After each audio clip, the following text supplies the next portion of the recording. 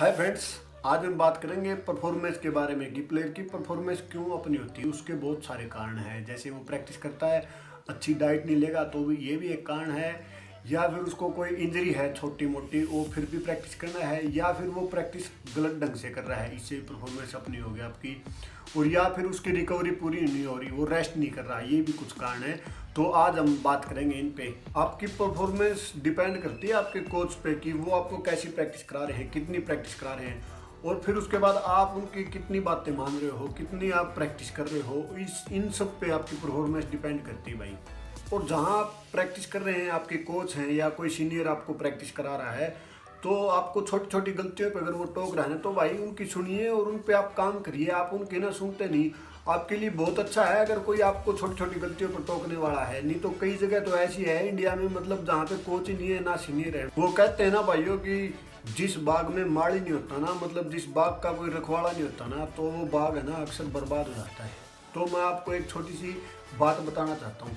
एक ना छोटा सा लड़का होता है दूसरी तीसरी क्लास में, वो स्कूल से पेंसिल चोर के ले आता है। तो घर जाता है तो उसकी मम्मी कहती है बेटा ये कहाँ से लेके आया। तो उसने बताया कि मम्मी ये मैं ना मेरे दोस्त के बैग से चुरा के लेके आया हूँ। तो उसकी मम्मी बोली शाबाश बेटा, बहुत अच्छा किया, हमेशा कुछ ना कुछ लेके आना, कभी किसी को कुछ देना मत। तो उससे उसका कॉन्फिडेंस बढ़ गया और वो है ना और ज़्यादा बड़ी चोरियाँ करता गया, बड़ा होता गया, बड़ी चोरियाँ करता गया। और मतलब जैसे फिर गाड़ियाँ वगैरह लूट ली, किसी का बैंक लूट लिया। तो है ना भाई पुलिस वालों ने पकड़ लिया और उसका फिर केस चला। तो जज ने उसको ना फांसी की सज़ा सुना दी। तो उसको फांसी दे रहे थे, तो उसको बोले कि भाई तेरी आखिरी इच्छा क्या है। तो बोला कि मैं ना मेरी माँ से मिलना चाहता हूँ। तो उसकी मम्मी को बुलाया, उधर उसकी मम्मी को लेके आए।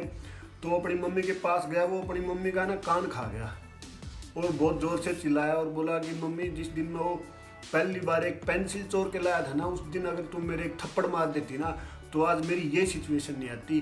तो भाई कहने का मतलब ये है, अगर आपको छोटी छोटी गलतियों पर अगर कोच आपको बता रहे ना तो भाई आपके लिए बहुत अच्छा है। और जितनी ज़रूरी आपके लिए प्रैक्टिस है ना, उतनी ही ज़रूरी आपके लिए डाइट है।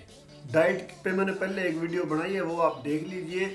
और उतना ही ज़रूरी है प्लेयर के लिए रेस्ट। अगर वो रेस्ट नहीं करेगा तो उसकी बॉडी में एनर्जी नहीं आएगी, एनर्जी नहीं आएगी तो वो अपनी परफॉर्मेंस नहीं दे पाएगा।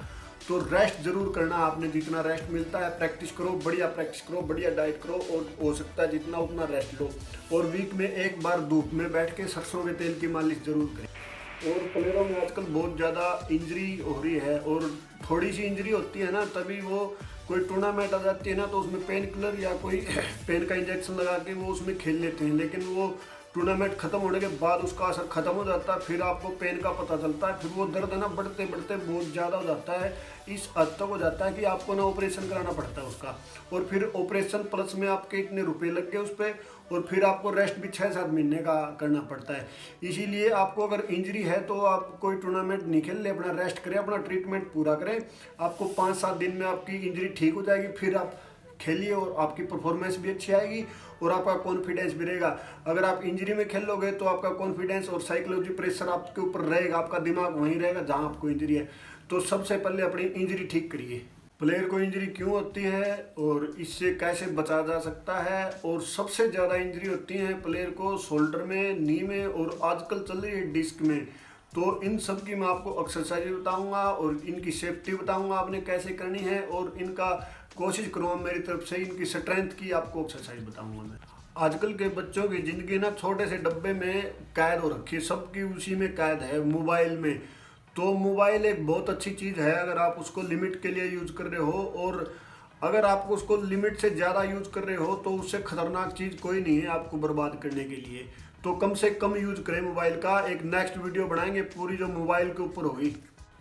और मैं भी मेरा पर्सनल एक्सपीरियंस आपको बताना चाहता हूँ कि परफॉर्मेंस क्यों अपनी होती है, जो मुझे लगता है वो मैं आपको बताना चाहता हूँ। कई बार हम टूर्नामेंट में जाते हैं तो प्लेयर क्या करते हैं, रेफरी की विसल पे बोलने लग जाते हैं। उनका पूरा ध्यान होता है विसल पे रहेगा, फिर वो खेलना तो जाते हैं भूल, क्या करने आए थे, किस लिए आए थे, वो सारी चीज़ें भूल के वो पूरा रेफरी पे ही ब्लेम करने लग जाते हैं कि इसने ये गलत दे दिया, वो गलत दे दिया। मान लो भाई बाई मिस्टेक रेफरी से गलती हो गई और उसने कोई डिसीजन दे दिया, आपके खिलाफ भी दे दिया, तो भाई आप डिफेंस पे तो जाओ कम से कम। आप जाते नहीं, आप वहीं खड़े रहते हो, फिर उसके साथ बहस करते हो, फिर वो आपके अपोजिट खिलाएगा। और जो आप एक बार उसने डिसीजन दे दिया, वो दे दिया भाई, आप उसको नहीं बदल सकते। आपके लिए अच्छा यही है कि आप अपना गेम खेलें, कभी किसी को आर्गूमेंट ना करें। अगर आपको आर्गूमेंट करना है तो भाई आप NIS कीजिए, सर्टिफिकेट कोर्स कीजिए, आप वो दूसरे जो कोच वाले MPED वगैरह जो भी काम है ना वो कीजिए, फिर आप खेलिए मत, ठीक है। मैं भाई पर्सनल एक बात बताना चाहता हूँ आपको, और मैं स्पेशल नहीं बोल रहा भाई किसी को भी, मैं बोल रहा हूँ जैसे कई बार सभी गेमों में कोई टूर्नामेंट कराता है ना कहीं भी, तो वो भाई अपने थोड़ा सा फेयर में ना विसल वगैरह करवा लेते हैं, आजकल बहुत ज़्यादा हो रहा है ये।